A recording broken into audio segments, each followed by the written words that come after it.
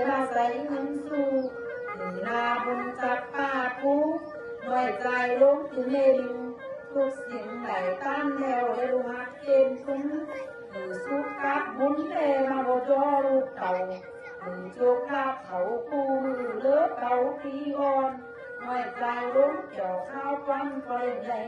เนื้อเล่แพ้ขางจ้ำเนอขอนั่งหินเมืองลังสุขตามใจอีกมีหมูคำและเขาโจกลาเขาปูมือชูเต่ายาพัง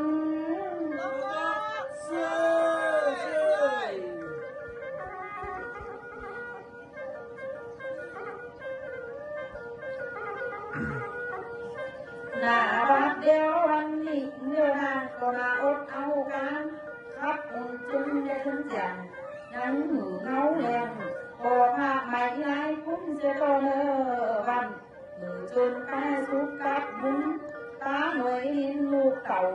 หน่อยใจล้มเก่าปอเล่นถึงเฮรักหน่วยตาไปหน้าโตรีนี่ตาหน่วยหินในสองได้อยู่ก่อเมเก่านางหินใจบุญเมื่อสุกกับบุญสั่งย่อตามและนาลูกสุนถูกไหลตามแล้วถึงอันพออุ่นน้าเกี่ยวพอเล่นเมรักษายอดอ่อนเสียงคำมือสุกนำใจไว้เมืองลังที่ลังสัก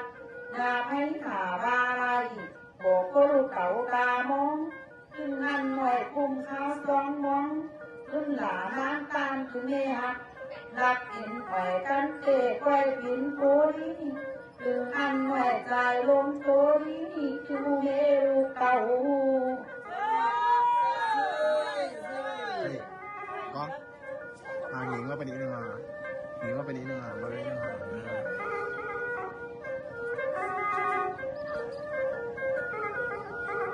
งั้นนี่ว่าน่ารักเดียววันนี้เนื้อนาง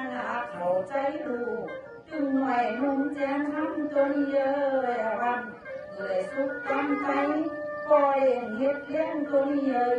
ก็เผยไหลต้านแล้วเมรักนางไม้เลยสุขได้สบายง่ายใจมาบอกลูกเก่าโจกนาเขาคู่มือซุ้มหลังกำปอนเจอนิกกี้ก็มาปันนากับวันยังมุชุมยสุหานางตาหลาเมเลน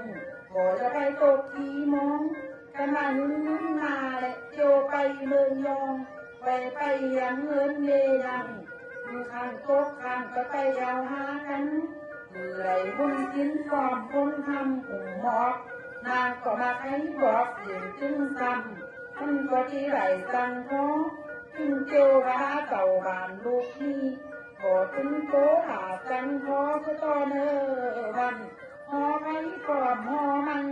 ไว้โจนกันก่อน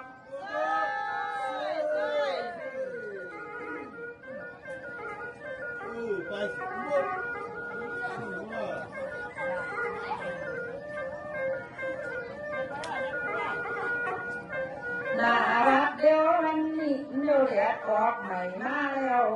ก็สายแดดกินมึงถึงคนมาประทับย่อยเยิม